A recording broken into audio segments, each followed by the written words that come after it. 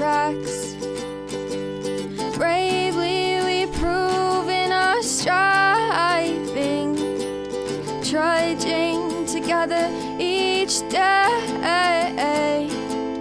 Where there's a will, there's a way.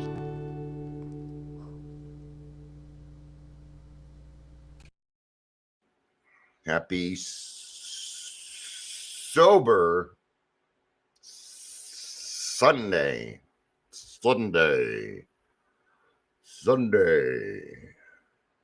Chuck show. Did you guys get those when you were growing up? Sunday. Join us for the rally of a truck show. Monster. Metal Eater. Just making shit up. I don't remember any of it. Hope you're having a good day. We're going to do our show. It's Sunday. I'll be giving minimal effort. It's Sunday, man. Minimal effort. You know, yeah, but even my minimal effort is good enough for God, right? What do they do? He just asks us to try the best that we can with what we got, man. It's really all God asks us. Why is my phone doing this stuff? Okay. There we go. It's like, because you're using the wrong finger, Dion. No, then my phone is acting very, very weird. Okay. My phone is locked up. All right. And now it's switching shit around. All right. There we go. Looks like I have to restart my device there. Restarting the device. I don't know where your cigarettes are. You need them? Need mine? Okay. All right. It's Sunday, so wife is home, but she went upstairs, which means I don't have to hear her phone. So mostly, it's just hard for me to focus. And considering I'm only giving half effort, it's going to be even more difficult. Oh, the difficulties of Betrayal. Now, this came around. I haven't been watching as much Jordan Peterson lately. I don't know. I don't know that guy's intentions. I don't know his intentions. He's a great talker. Great at running his mouth. He's got a lot of great things to say, but sometimes I wonder. Of course, I do that with pretty much everybody. Part of my life, man. Yeah. Sure, it's okay for me to love everybody, and I love you for who you are, but yeah, doesn't mean I have to hang out with you. I probably will, though. As long as you're trying to, be something better in life. I have too many requirements. I'll warn you, though, kind of hard to get to know. If you're here, welcome. Welcome to Zassen Daily Trudge. My name is Dion. And please don't take that as it's just a German accent. So don't take it any other way. All right? Okay, thanks. It's one of the many accents I do. Just people will take stuff and form it. Okay, has nothing to do with but having fun. If you're here, please say hello, whether you're watching the live or the rewatch. So you gotta be careful what you say. Be careful what you say. Now, are we going to talk about other people's betrayal, or are we going to talk about ours, man? What do you think we're going to talk about? We're going to talk about, and if you know me by now, if you don't know me by now, I'll go to listen to more episodes. You'll get to know me a little bit better. I tend to cover everything. Right? Now that you've cleaned up your past and done what you need to do, right? You're probably working on, And what is betrayal? Let's go look up the definition of betrayal. I still don't know how to have multiple windows on my phone yet. I also haven't, tried. The act of betraying one's country, a group, or a person, treachery. Not really what we're looking for, is it? That's not really what we're looking for. Good morning, Heather. So let's see what Merriam-Webster says. The act of betraying someone or something, or the fact of being betrayed, violation of a person's trust or confidence of a moral standard. Revelation or something hidden or secret, right? Some synonyms. Oh, and then they give some recent examples on the web, and they're all about Trump. Yeah, nice. Nice. Oh, this is horrible. Wow, the examples they're giving are from everyday life, and it all has Ukraine experienced no ceasefire, no new sanctions, no promise of aid, only betrayal from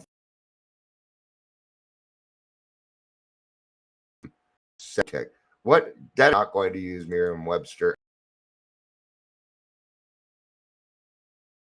again. But now we know the definition. Chat, so messages can't be sent yet. What the? There's been weird things going on with Restream. Betrayal is difficult to work through because it shatters trust, leaving victims feeling confused, insecure, and questioning their own judgment, leading to a deep emotional pain, anxiety, and even trauma. The trauma impacts a person's sense of self and safety, forcing them to confront complex emotions like anger and fear, can lead to long-term difficulties in forming new trusting relationships.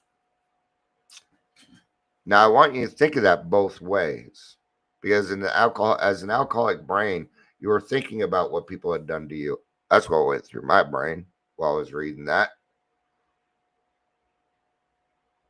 But did I not do this myself? I did. But I was betrayed before I became the betrayer. I kind of learned it. I learned it from my parents. I learned it from my peers. I learned it from my teachers and counselors and principals and everybody else in the world. That's what I learned. I was taught to do it this way. Was it the right way? Did they realize what they were doing? I don't know. I don't know. Right? I'll give you a good example. I was a bedwetter till I was 11. People used to pick on me. They call me Peon Dion. Now, they didn't realize really what they were saying, because not everybody knew that I was a bedwetter. But the person that started it did. And that was my older brother. He started that. It was a betrayal. A big betrayal to me. One to this day that it still gets to me. Right? Now, what's hard about betrayal? Well, betrayal usually comes from the people that are closest to you. That's where betrayal is. If you don't really know somebody and they did whatever, I mean, you might feel betrayed, but you're not going to feel the same level of stuff. It's the people that are closest to you. Now, just because somebody does something wrong does not mean it's betrayal. Betrayal is kind of done intentionally, kind of. We're going to get into this, okay? So what is the emotional and psychological impact? The first thing it does is it's erosion of trust. By the time I was 16 years old, I didn't trust anybody. Nope. Why should I? There was no good reason for me to trust anybody. Every time I told the truth, I got put away. There's no trust in there. It was hard for me to tell the truth. I mean, I would have to go out of my way. All right. Erosion of trust. And then what would happen? It would make it harder for me to trust other people in the future. It's still that way. See, I don't base relationships on trust. I base them on different levels of trust. And here's my trust. I trust that you're human and that you're going to make mistakes. That's what I trust. It's about the only thing that I trust with people. I don't need more than that. Why do I do it that way? Because then I can love you for who you are. I'm just going to trust that you're going to be human. I'm going to trust that I'm going to be human. All right. Now, erosion of trust. Now let's look back. Let's look at our own stuff.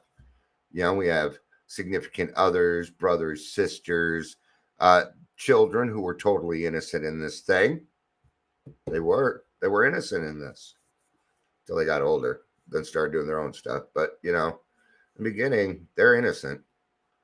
You were innocent when this all started, right? But what about the people that you have, the promises that we make over and over and over and over again that never ever keep?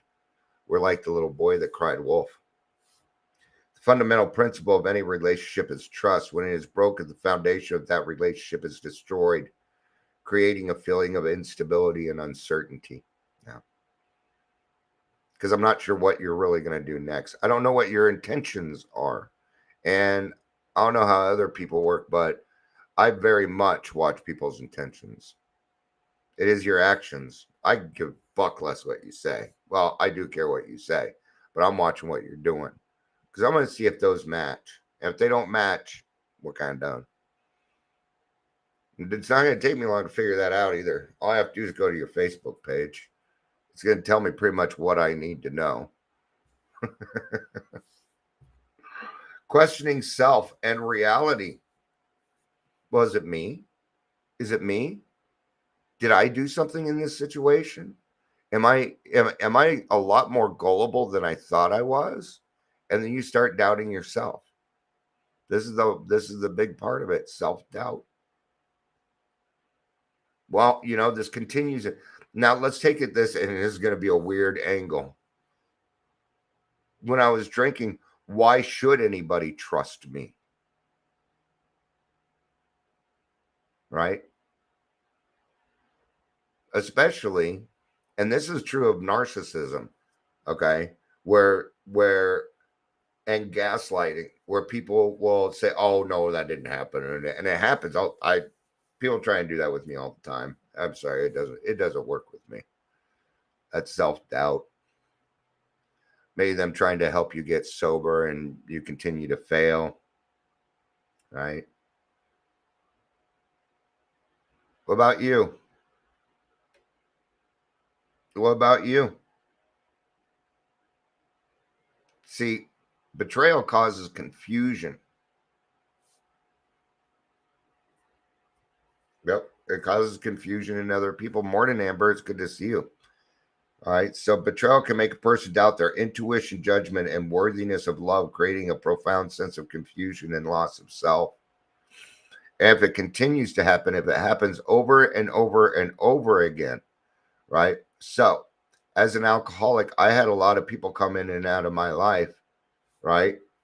And none of them really left happy. Well, there was a pattern here. What was the problem? Well, it was me. But those people were leaving, and I saw that as a betrayal. Now the confusion is compounded. And what am I going to do? Well, I'm going to blame them. Yeah. Even though I am the common denominator, which means I'm the one doing it.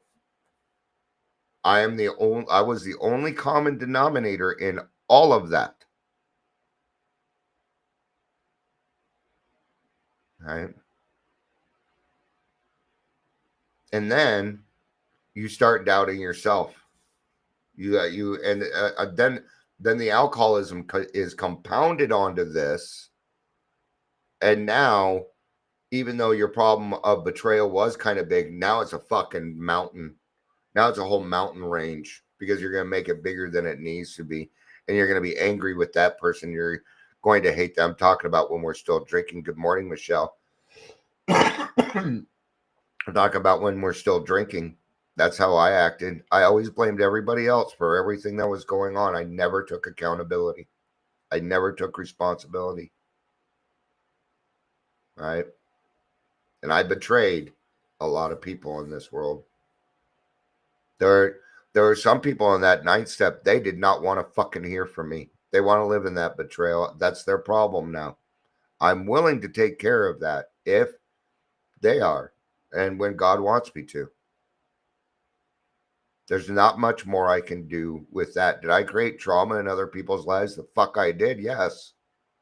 Just like other people created trauma in my life, I did it to other people.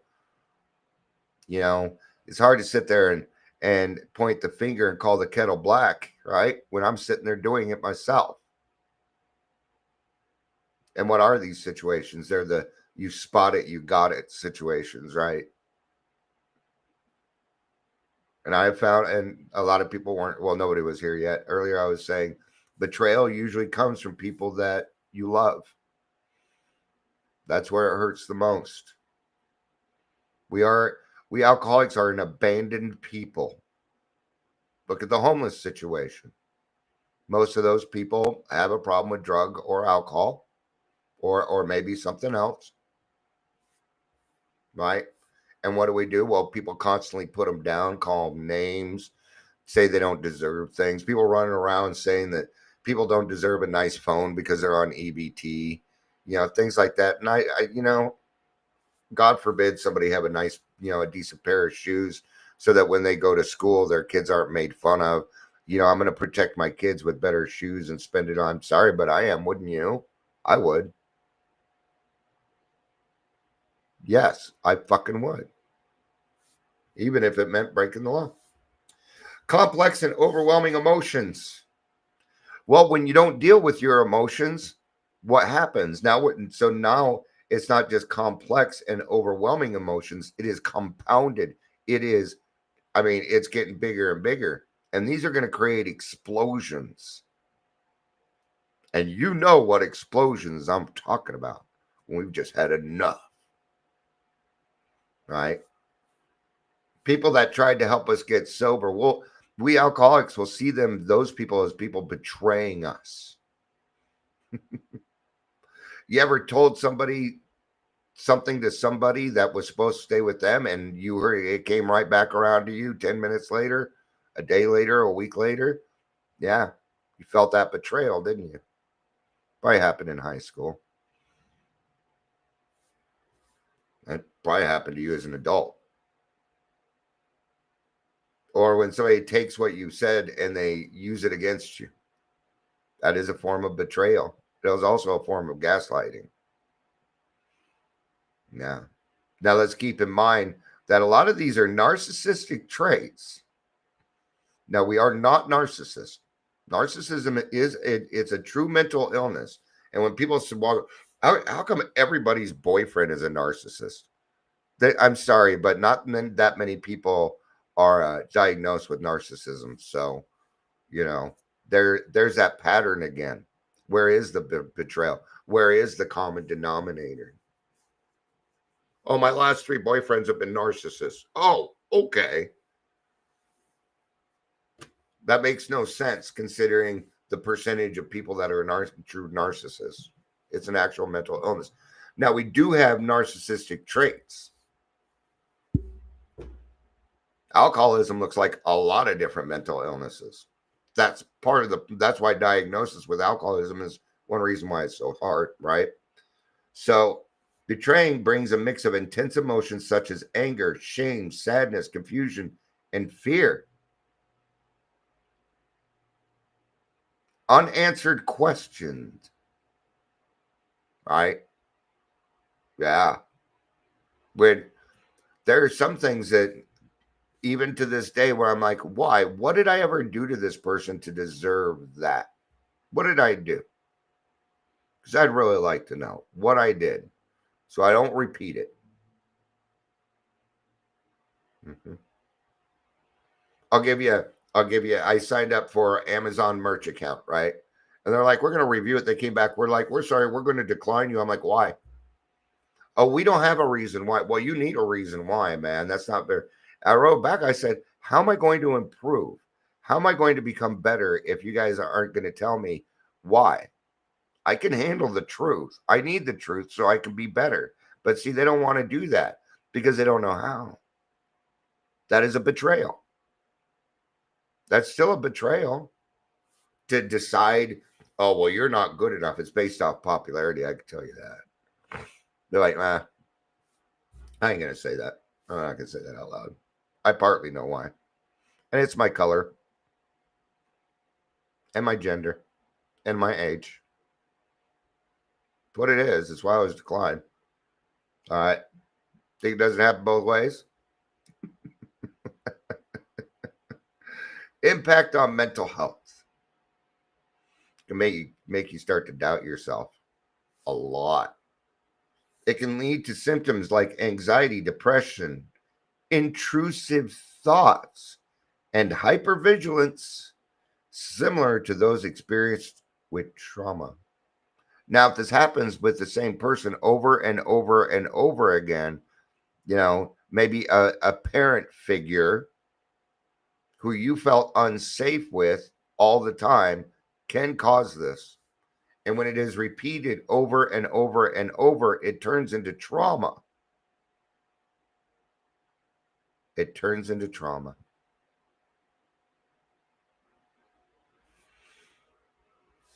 Sorry, I'm experiencing some intrusive thoughts at the moment. Yeah, there's still a part of me and a part of my brain that wants revenge on certain people in my family. I don't know that I want revenge as much as I want justice, that I want the truth. That, I admitted these things, but they're refusing to even take a look at anything. That's the hard one. And that in and of itself is a betrayal. How is that a betrayal? Because they begged for years for me to get sober. Years. Begged. Told my wife to leave me at one point while I was in surgery. I was getting stents in my heart. I was in major surgery. And some of my family members were confronting my wife on how they should, because they believed that they needed tough love in order to get that they were going to be able to do. No, really, what it was they don't want me to succeed. They don't want me to be better. They don't, and that's a hard one, huh? Some of your family wants you sick. That way they can continue abusing you and feeling better about themselves. This is betrayal. All of that is betrayal. Calling you stupid, calling you, I wish I could have had a better son or daughter. All the snide saying, boomers don't, they didn't grow up with tact. And I have to say, I had to learn it myself because Gen X doesn't have much tact either. I'm sorry, but Gen X doesn't have. No, we don't. Right. So these things can, if repeated over and over and over again, is going to turn into trauma. Right. Threat to security. Well, what is security? It is an instinct. All right. Here comes the instincts now. It's going to turn into what's called survival mode. And most of your drinking career, even though you did not know it, was survival mode. That's what drinking is. It's survival. You were ignoring it because you didn't know how to deal with your feelings. You weren't taught, and you weren't born with the skills to do it. Okay, I'm going to rephrase that. I was not born with the skills to do it. I don't want people, we're alcoholics. It's who we are. So that's why I talk that way. And this is a we program, and we do this together. Okay, well, that includes the ugly, my friends. And we go through this. And we all experience survival mode to one level or another. The person last night that spoke in our, and by the way, that was a great speaker meeting. It was really cool. It was really cool to have a speaker last night. Everybody enjoyed it. It was a good time. Great speaker. Our speaker seeker. That's what they're called. Speaker seeker. Reminds me of a little bit of Harry Potter there. But yeah, it was great. Now, this person grew up in a good household. Yeah. But see, they were still an alcoholic, so they didn't have a choice on what was going to happen. And what was going to happen next was relationships with people who had the same disease. It's the way it usually starts. They both like to party, and that's where the trauma will start. Yeah. Okay. Now, what is it? Well, it's not all of it is an outside force. Sometimes we create our own trauma by, being in. And here's another thing and I'm not going to say every alcoholic in this case, but gosh, we've been in some pretty dangerous situations, haven't we? I have been. I've been in some very dangerous situations that I did not belong in because of alcohol, because I wanted to be the bad boy. So, threat to security, the betrayal by a trusted person creates a deep sense of insecurity and a feeling of being unsafe, impacting one's ability to trust anybody. Now, there was something that happened to me very, very young. I did not discover it till a few months ago. Okay. And it explained why I acted, and why I did not trust anybody, and why I only felt safe around my mother, my grandmother, and my favorite auntie. Is the only time, as a kid, is the only time I felt safe. Actually, out of all three of them, my grandma, because you did not fuck with my grandmother. And I felt the most secure, even growing up, even now, I would have to say. And my mom is a strong second. Okay. My grandma was a little tougher. Okay. She was a tough son of a bitch, man. I appreciated it. Heather said survival mode is fucking exhausting. Can't remember when I was last comfortable in my surroundings. I'm sorry you're going through that, Heather. Now, and we're gonna get to because we've only been talking about the bad stuff. So let's get to some good stuff. Let's get to we gotta have solution here, don't we? We gotta have solution. So I think we understand this part right now. There's long-term consequences, difficulty forming new relationships, PTSD, and widespread impact. That widespread impact means you're going to pass that trauma on to other people. That's what that means. Remember, you create a ripple. Non-alcoholics don't really create a ripple, not like we do. So you got to remember that. We passed on, and trauma can be generational. So break those generational traumas and curses. How does one work through betrayal? All right. Acknowledge it. It's going to be the same process. No. Okay. The long-term answer. Healthy boundaries. Yeah. I used to think I could create safe spaces for people. No, I can't. I can make you feel as safe as possible, but there's only one safe space in the whole world, and it's you. It's the only one. Otherwise, everything is built off of trust, patterns, what we see going on, who we're talking to, and who we have in our lives. Now, why do you think in the beginning we got to remove all our playpens and playmates? Now, that doesn't mean that these are bad people or bad places.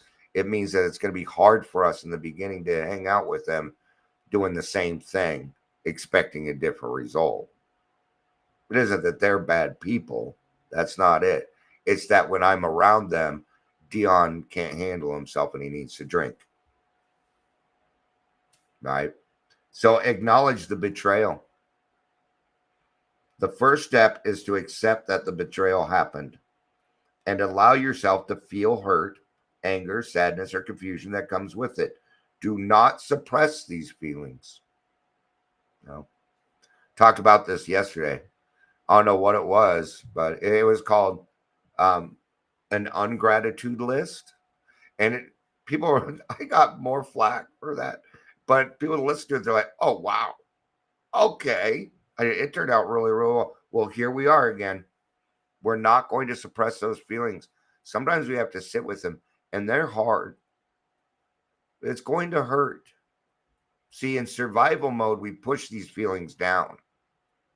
We didn't confront them. So you got to acknowledge that it happened. I have found the best way to do that is to sit down with somebody you trust. Now, when you've been betrayed, it's hard to trust other people, even though they didn't do it. So speak to somebody that you know is going to hold your trust. Okay? That you know. Maybe your significant other. Sit with your feelings. Give yourself time to process these emotions without judgment.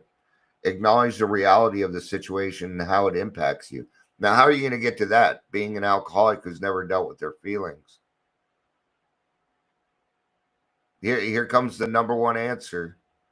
God. Ask God. Yeah. God, please help me be willing to take a look at this without judgment. What are we doing? We're creating your freedom. You deserve to be happy, joyous, and free. You do. Absolutely. Right? So you're going to sit with them. You want to know what I do when I'm depressed? I listen to sad songs. I listen to sad songs. I mope and whine and cry about it. And then I move on with my day. I give it a certain amount of time. Okay. You're not required to sit in those feelings all day long. But once you acknowledge them and recognize them, they're not going to hurt as much. Okay. Now, this is practiced for alcoholics. We need to practice this or it won't work. Okay. Why do I know that number? And who the fuck is that? Okay. You are welcome as friend with joy and spiritual. Who is this?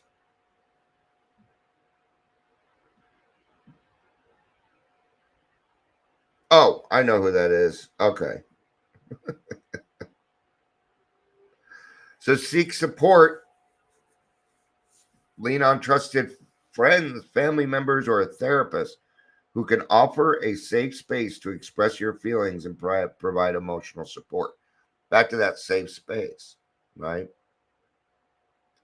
And I'll repeat it. I will do like right here, right now.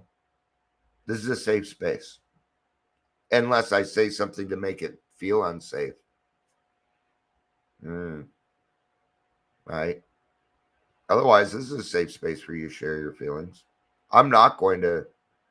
I've had people come in here and talk crap, and I tell them, "Hey, hang out. You know, you're welcome here. If you have a different experience, share it." Been a while since somebody posted their mushrooms, and even them, I invite them to come back. Why not? All right. So safe space. Therapy is a good place for that because you're going to want to talk to somebody who is not affected by it. That's the key. If you talk to somebody, if your brother did something to you, probably not best to go to your sister or somebody else in the family about it because they're going to have their own emotional baggage around it themselves. So that's probably not the best place. So pick this person correctly. Most likely your therapist, sponsor would be great, a closed mouth friend, but somebody who is not impacted. Practice self-compassion. Be nice to yourself. Okay. Set clear boundaries. Take your time. Avoid rushing decisions. Consider forgiveness. I was wondering when I was going to get to that. It's forgiveness. Now, are you forgiving them so that they'll feel better about the betrayal? No. We're forgiving them so that we can have a better day because we deserve a better day than that. That's why I forgive. So I don't have to be angry with this person all day long. That's why. I don't do it for them. I can't do it for them. I cannot provide them forgiveness, but I can forgive them. Now, just because I forgive somebody doesn't mean that I'm going to allow them back into my life. It doesn't mean that I automatically trust them again. I, that's not going to be it. Right? But forgiveness is big. Now, the 12 steps are going to take care of a lot of this for us, but it may not have taken care of everything. It didn't with me. The 12 steps, what it did is actually cleared the ground, cleared away the ground so I could start working on some of those traumas that I had. I've been in therapy for years working on my PTSD now, anxiety, depression, and these all have their own triggers too. But because I did have those things, I had to work even a little bit harder. So now those skills have become secondary to me. They just happen now. And it depends on the betrayal too. Because I'm big on loyalty. I'm very big on loyalty. And if people aren't loyal to me, I don't chase. I ain't going to chase you. I might. Depends on the situation. But for the most part, no, I ain't going to chase you. Okay. I don't really feel the need. I certainly do feel the need to defend myself like everybody else, but it doesn't rule my day like it used to. I can move on. I can let go and let God once I am done feeling those feelings. So feel the feels, maybe put a time limit on it. And when you're done, what do you think my answer is going to be? What do you think the answer? What do you think my final answer is going to be after we have talked to God, after we have prayed, asked for direction? What should we do next? Go help another person. It is the final answer to everything that we do. Help somebody else. It works. And if you do it, your answers will come. Your answers will come. And it doesn't have to be big. It doesn't have to be huge. Just go to a meeting, share your experience, strength, and hope. That's all you got to do. That's helping another person. You don't have to go track a particular person down. Yeah, go to a meeting, share your experience, strength. Do it more than once. All right? Why do you think I do this? I'm securing my sobriety. That's why I do the daily trudge, because I enjoy it. Because I get to hang out with my friends for a little bit every day. Every day I get to hang out with my friends. Yeah. Been a long time since I felt betrayal from someone because I don't quite take it. I'm not as sensitive as I used to be. Because I went out and I worked on my self esteem by doing esteemable things, helping other people. All right.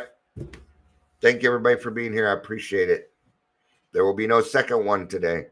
No, I almost didn't do one at all just to give me a break. But I also can't help it. Thank you, everybody, for being here. I appreciate it. I love you. You know I do. Peace out and have a day.